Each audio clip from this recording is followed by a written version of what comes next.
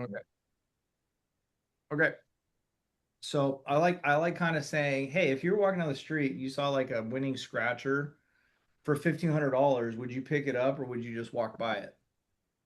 And they're like, I'd pick it up for sure. And I'll say, okay, well, what if that scratcher said like only be redeemed by your family? Like you don't get $1,500, but your family gets $1,500.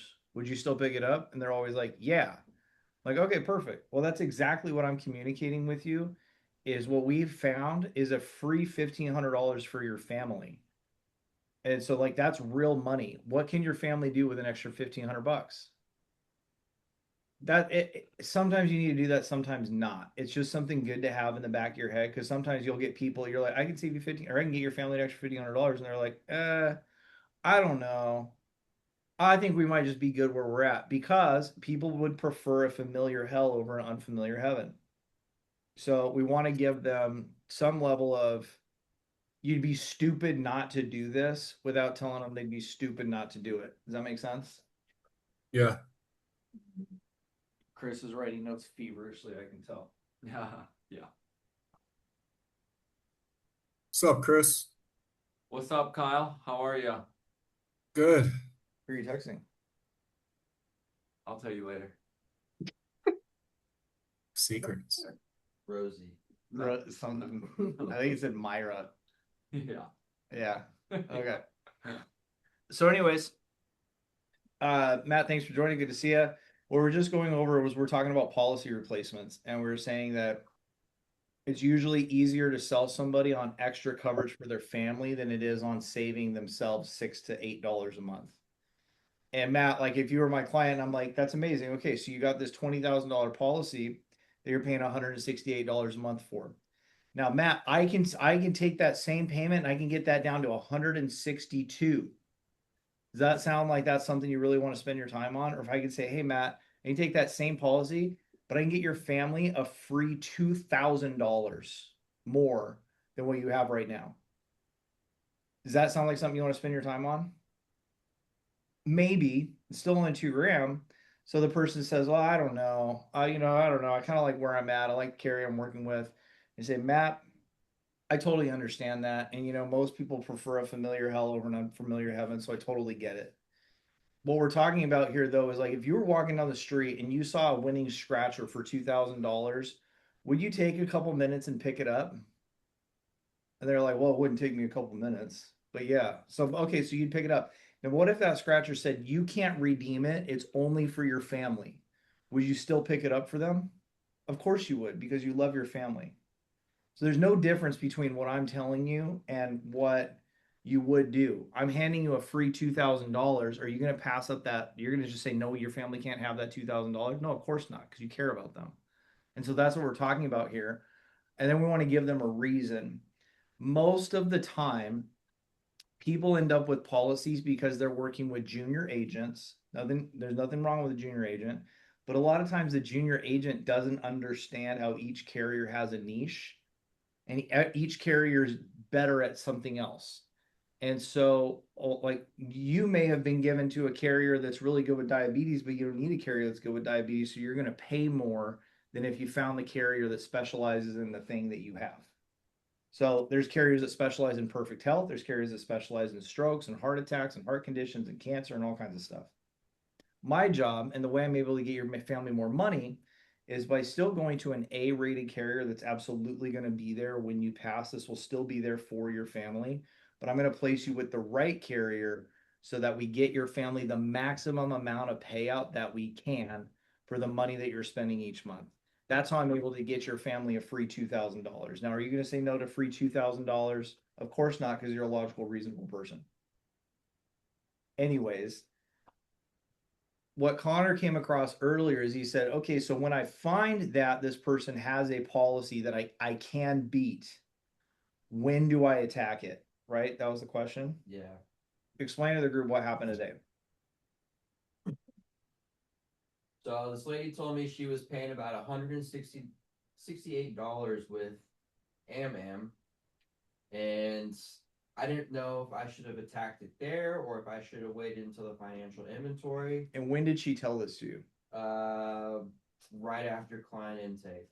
immediately. almost within like 6 or 7 minutes of the phone call. So sometimes that happens. And there's really no like necessarily right or wrong way to do it. It's just whatever direction the conversation flows. I usually don't attack it right away because we're kind of operating under the guise of like mortgage protection early on, right? And so I'll say, okay, great. And I'll get all the information right there. How long have you had that? Okay, what kind of policy is that? Is it a term policy or what is it? It's good for me to know because it affects, that will play into the plan that we're building here. It's really personal preference.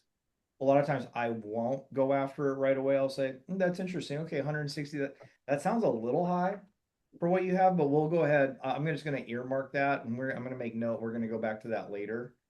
Because if it's right out the gate and you don't know what her health FI looks like, you really can't attack it, right? Like you really can't, you don't know if you can do anything for her until you have the health information. You're not going to have the health information until right before you're in the financial inventory. And if you're in the financial inventory, that's the first question. One of the first questions, anyway, is okay, what do you have as far as assets go? Right. So I would say if you find it before you get through the health inventory, you're going to plant the seed. Oh, interesting. Okay. And what kind of policy is that? And if it's term, they're like, oh, it's a term policy. Oh, okay. And why'd you get term? Just out of curiosity. And they'll say something, you're just gonna, okay, I'm gonna make a note of like whatever they're saying and just understand why they got that. And I'm listening for like, well, I don't know, that's just what the guy gave me. Or I'm listening for like, well, at the time we needed this. I'll be like, great. And when does it expire? Okay, and do you know what happens to it once it reaches the end of its initial term? Right, we've talked about how to flip term policies. So I'll do that stuff up front, but then once we get down into the financial inventory, that's when I'm going to drill down into it a little further. Say, hey, so I want to talk a little bit about this policy. Now that I understand what your health background looks like, I think you might be overpaying. I'm not sure who you worked with, but it sounds like they might have placed you with a carrier that is giving you a higher premium than what you really need. What I'm seeing now, if I can, and I would soft close it, if I can get your family more money for the same price and keep it with an A-rated carrier, that'd be valuable, right? Like getting your family free money. Okay. So well, I'm going to look at everything because I know that you came here for mortgage protection, but this is one of the golden lines.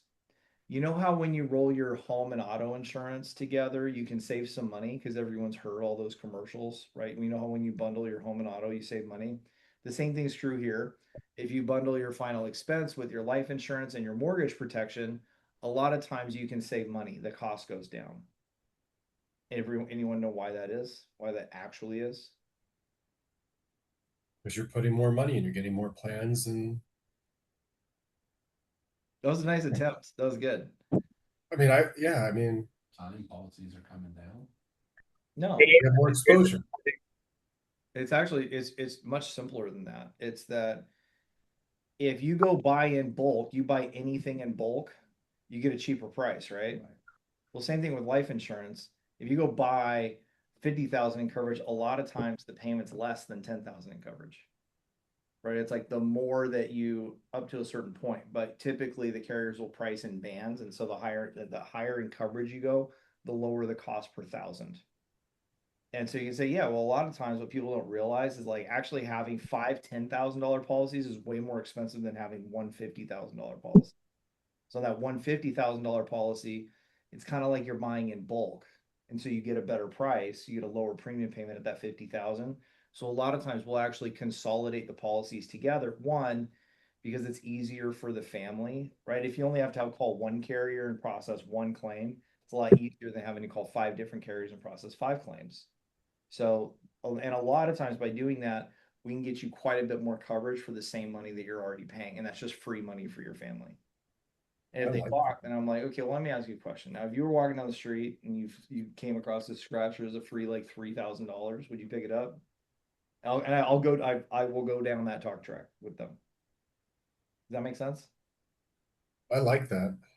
Now that said, okay, if you got a bird in the hand on that. So what happened with CJ earlier is he found this policy.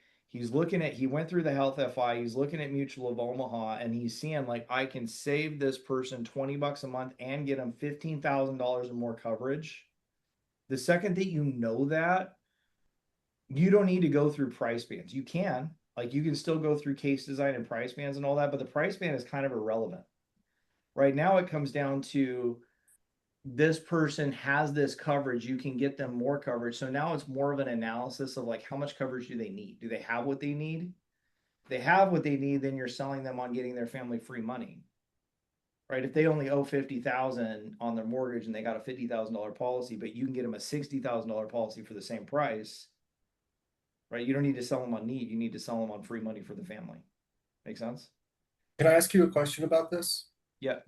So I have a client. We've already talked a bunch. I'm gonna talk to her again on Thursday. She has three policies for $38,000, and she's paying like 600 and a quarter or so. So the same. I found three carriers. I put in all the information that are anywhere from 350 to $470. Yeah. So at that point, is it just about at that point because the difference is so great? Is it about pushing her just to save the money or about getting more coverage for herself? Who wants to take that? More coverage. Chris says more coverage. Why?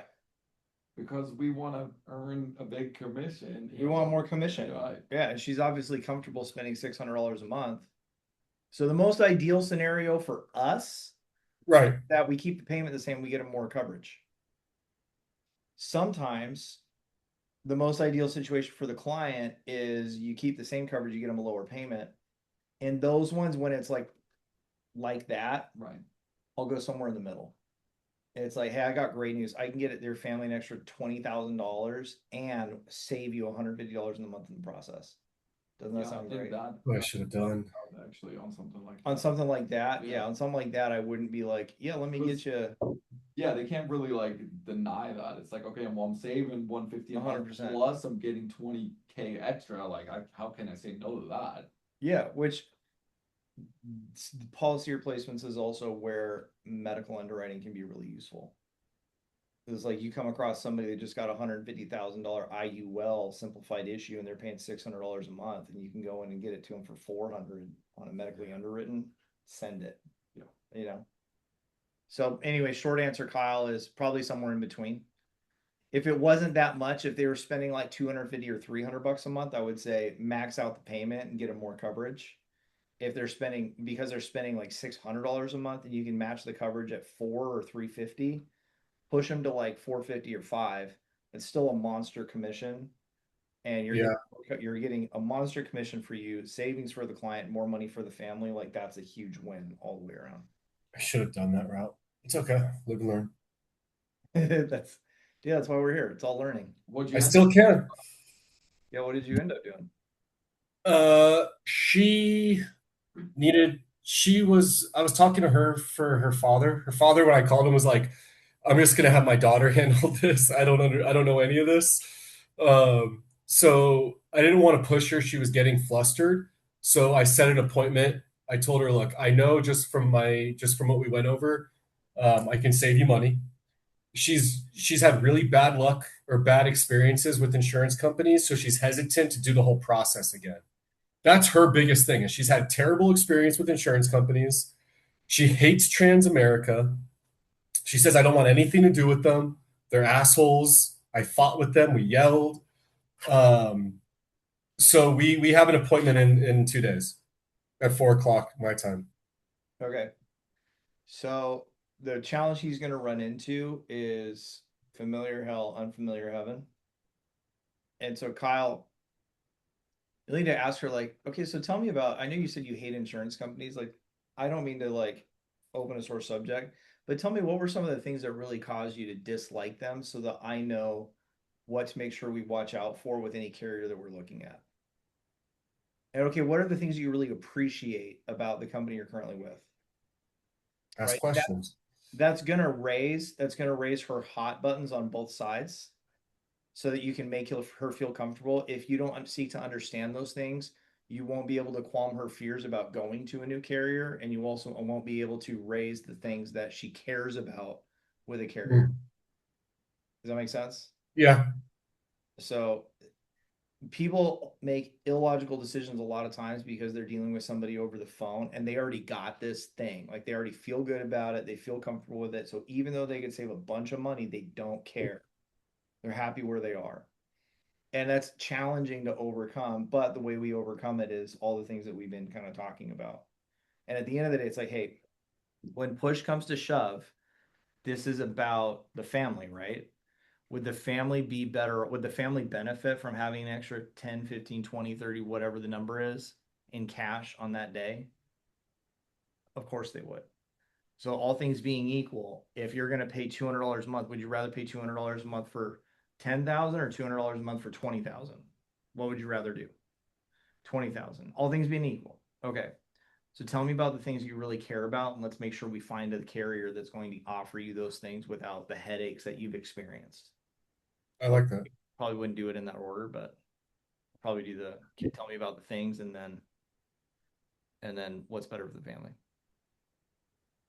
So CJ, back to your question, what CJ ran into is he discovered this and then went into the financial FI and then into price bands and she smacked the phone on him. So what CJ and I were talking about earlier is I'm like, hey, if you get through health FI, you don't always have to go through price bands. Like that's the general structure. Like the expertise is knowing when to do it and when not to do it. The time not to do it is if you know, like I can smoke the coverage that they have and free up additional cash. And so then what I'm going to go into is I already know she's comfortable with 166 bucks. I don't need to do price bands because I already know if she's comfortable at 168 or whatever it is, I can get her extra coverage for that. I'm going to go to how much extra coverage does she need? So more about case design, which you said you did case design, right? So you could skip price bands, do the case design, and you could find out like, dude, she only needs $20,000 of extra coverage. And I can go to her and say, hey, listen, the policy that you have, you're overpaying for that policy. American Amicable is a great carrier and they're A rated, but they're a little antiquated compared to the current market. And there's other carriers that are more cost effective. Because of that, you only need an extra $20,000 in coverage. I can actually, if we consolidate these, I can get you that extra 20,000 and your payment only goes up 12 bucks a month. And people are like, oh, okay. So see, it's like you already kind of know the price band. Yeah. Is it a problem when they already have, like, can you replace a moo policy with a moo policy? Yes. But depends on when it was issued. In terms of your commission, Mutual of Omaha will look at it like if that policy was just issued, you won't get full commission on it. Okay, because I'm looking at a lady who has 4 policies. One is Mutual of Omaha, the other 3 aren't. And I can put it all into one policy. Yeah, so you can go from like whole life into universal. That's not really, it's still considered a replacement, but you should get full comp on it. The only time you run into an issue is if the policy was just issued a couple months ago and you try to replace a moo policy with a larger moo policy, they'll only pay you on the difference and they won't go claw back the commission on the other one. Yeah, but in the end, Yeah. And frankly, guys, like that's the only carrier. It's like if anyone tells you pretty I much can tell you about this lady because I think it's our conversation tonight. you what? This lady that I'm dealing with, I'm designing her case right now Okay. because her mortgage is 180 paying off in 13 years and she's 73. So what I figured out is I can get her 80,000 in IUL. And it would be basically the same price as what she's paying for all 4 policies right now at 60. Yeah. And then I get her term policy for 140 at 320, which she's already said she has the budget for. Okay. Can you speak up, Greg? Sorry. I can't. Greg's just communicating. He's got a client that's got $60,000 in coverage across 4 policies today. Yeah. And so he's saying he can get her She's looking to cover the whole mortgage, it sounds like. Yeah. Right, so he can get her a term policy for 300 something, but he can get her an extra 20,000 in coverage on this IUL policy by just consolidating all the Yeah, existing when policies. the term falls off, she'll only owe 68 on the house, but Yeah. she'll still have the 80 policy, so she covers it all. I mean, I'd probably save her money on the IUL, Mhm. only bump it up to the 70 that you need or 68, and then use this cash savings to put into the term. Well, she's trying to have, so she's paying off her house that her daughter lives in. Yep. And she's in Florida, her daughter's in Pennsylvania, but she wants extra money for her son who isn't gonna get the house. So she's trying to have a little Oh, okay. Yeah, then there you go. buffer there, so. Yeah, that's perfect. And then the other idea I had in the case design is I realized like a couple of her policies are like 7 years, 8 years old.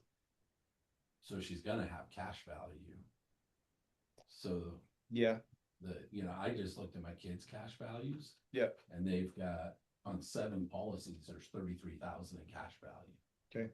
And so I'm about to rip those. And then I realized Smiley and I are gonna get like 33K back. And then I did the math, we paid in less than that.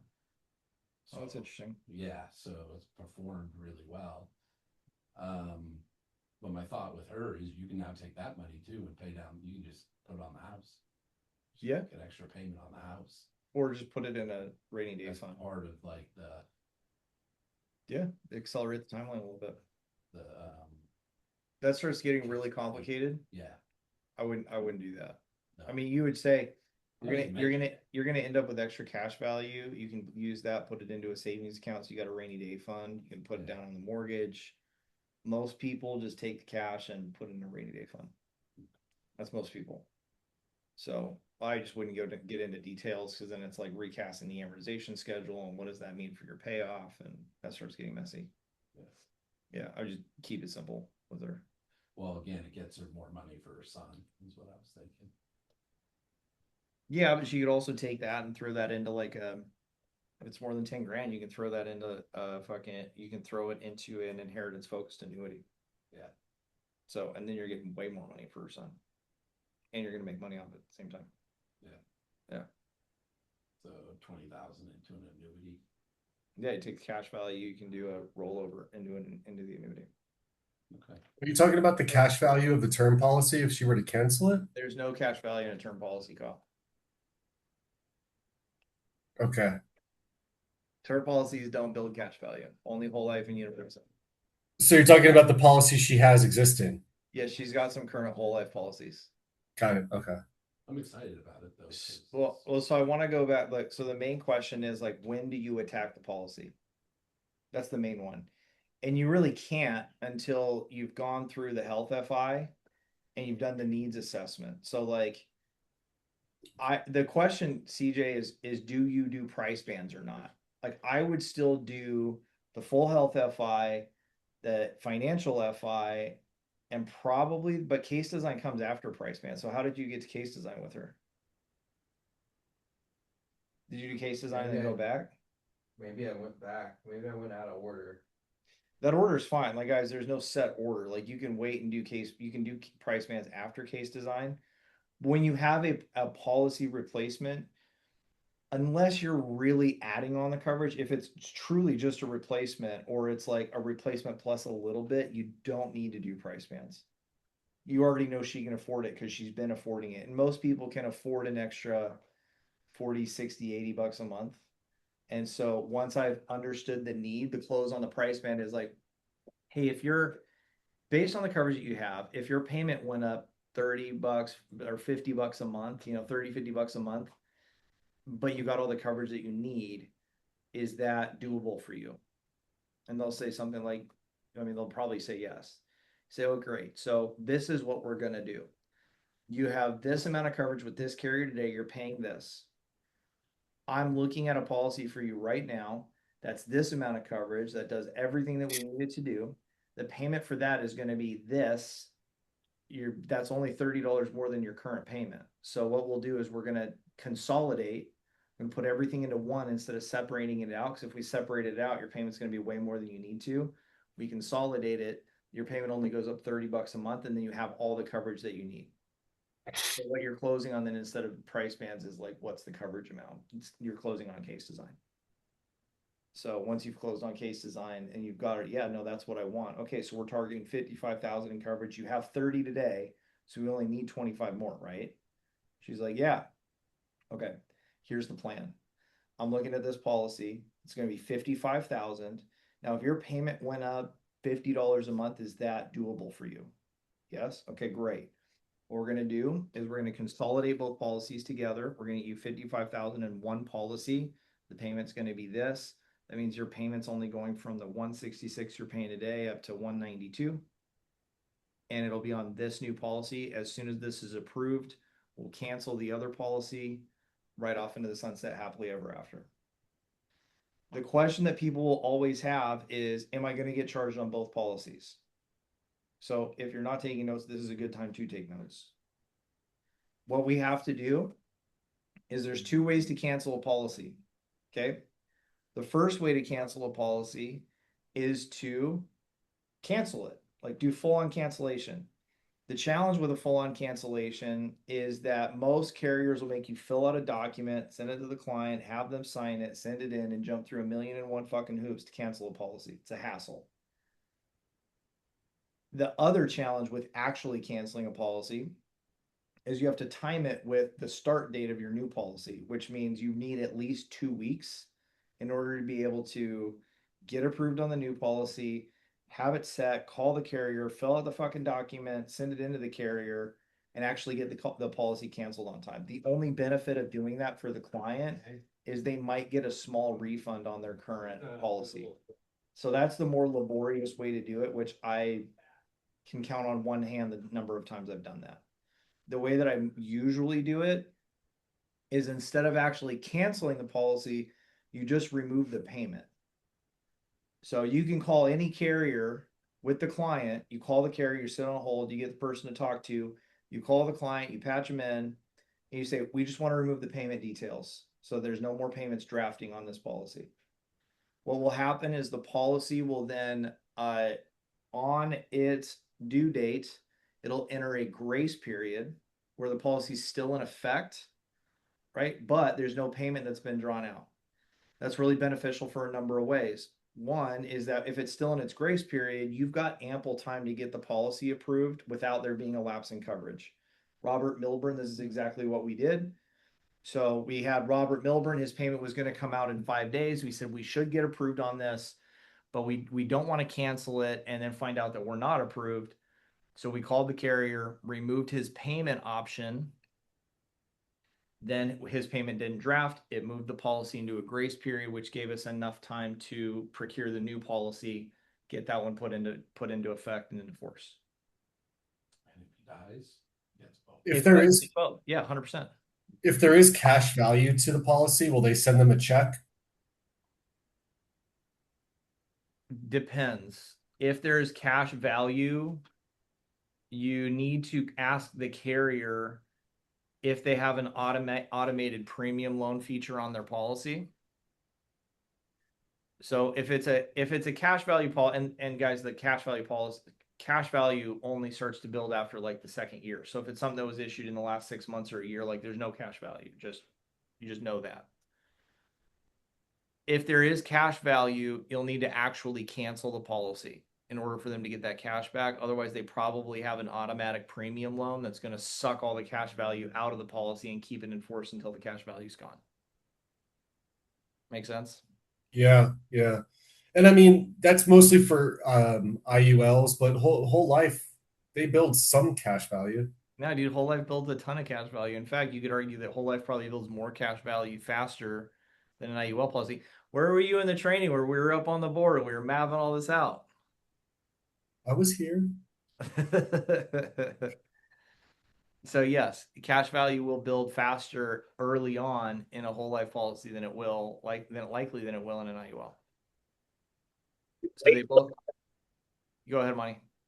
Do you wait till they get approved to pull the payment from the first policy, or do you do that when you're still on the phone sending the application? It depends. It depends on the timing of the payment coming out. I would say just to keep it simple, just wait until you have the approval. That's the simplest thing to do. Just wait until you're approved, then call the carrier and cancel the policy or remove the payment.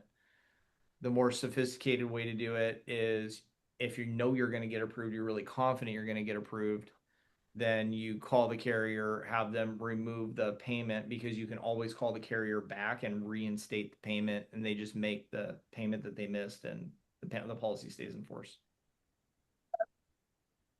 But if you remove the payment method, no payment comes out, the policy lapses, it goes into a grace period for them to make their payment.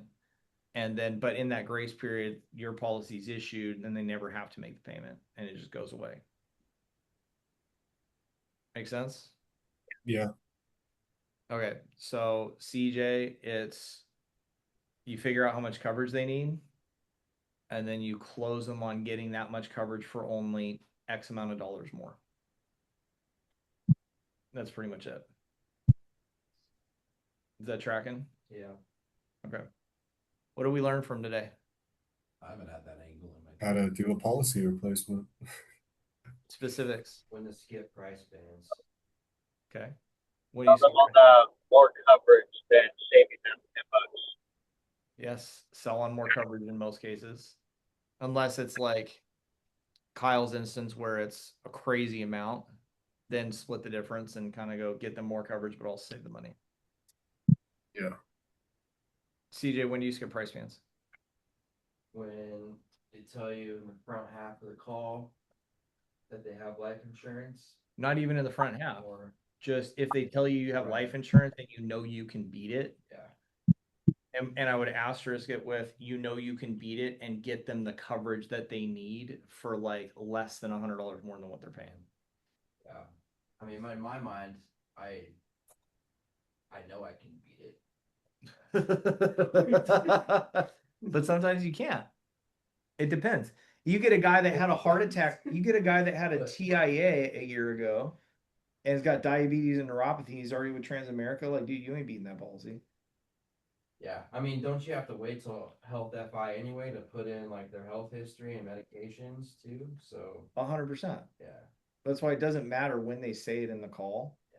You'll know after the end of their health FI if you can do something better for them or not.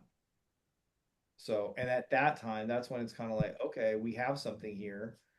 Let me just understand your financial picture to understand how much coverage you need. Because it may be that like we might be able to get you the coverage that you need and save you money, or maybe able to consolidate the policies if it's only a little bit more coverage and still save you money. We'll see.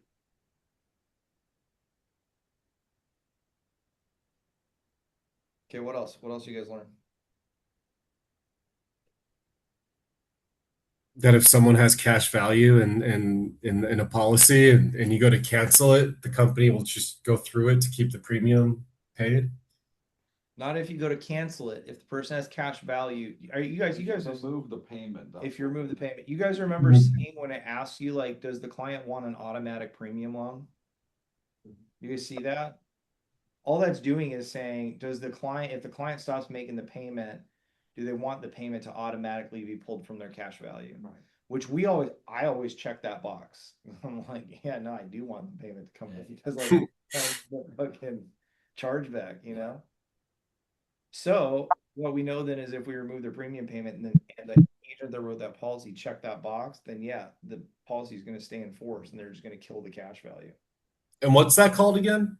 Automatic premium. So yeah, but once you get the approval and everything, then you call them and say, hey, you have cash value, you want to get in and now cancel that. Yeah, and it just depends on the level of service you guys want to provide to your clients. Like I help my every single one of my clients with it. I just tell them like I will call the carrier, I'll sit on hold, I'll get the person on the line, I'm gonna handle this all for you. Because in doing so, then the person feels like I don't even have to think about my life insurance. I just gotta call Dustin. He'll take care of everything. Yeah. And so like I actually did this today, and Robbie Winters, the guy from India, kept calling her Mr. Winters. And I was like, dude, it's Mrs. Winters. Like Robbie, Mrs. Yes, sir. But she was like, thank you. Thank you. Anyways, after the reason that she gave by the way, if you do call to cancel a policy, they're going to ask you for a reason, and just coach your client to say, I found some coverage, a better policy at a lower cost. She ended up going down this rabbit hole of like, the guy never calls me. He wrote this policy one time and I've never heard from him since. I've called him and texted. She was just going off on a tangent, dude. Anyways, afterwards, she called me and she was like, I just want to let you know, like, that is exceptional customer service. Like, we will never work with anybody but you. Like, that was exceptional customer service. You called them, you took care of everything, you knew all the questions to ask. So I do that just as a way to like defend my deal. But that's up to you guys. If you guys want to do that, then yeah, just get comfortable with like foresters. You're gonna have to fill out a form. Mutual of Omaha, you only have to call in with a client. You can do it all online or all over the phone. American Home Life, you have to fill out a form or you have to send them a note, actually, like a written note. Transamerica, it's a form, like every carrier does a little differently. And this is something that we personally fill out. Yeah, yep. It can't even be a type note. No, like a type note. Not like, yeah. They're not gonna be able to read it, but good luck. So that's guys, that's all on attacking the plan, or excuse me, that's all on attacking price. So if you can beat price, always try to upsell coverage amount for the family. It's better for you. You'll make more money. If you can't beat the policy on price, attack the plan. Why do they have that coverage amount? And try to figure out if it's more, do they have too much coverage or not enough coverage? And then you're attacking like, what is this policy supposed to do for your family? And is that the right plan?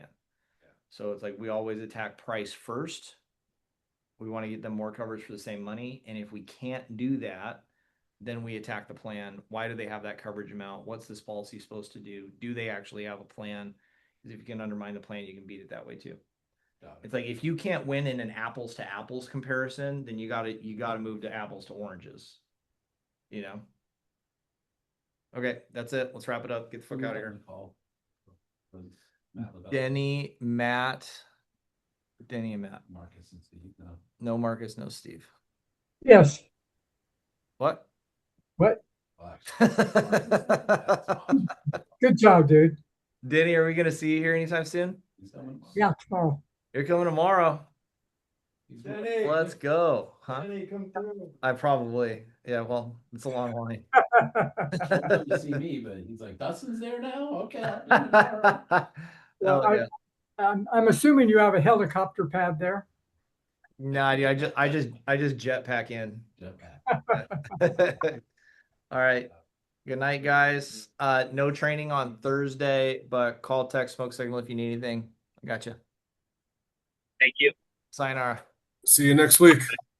Yes, sir.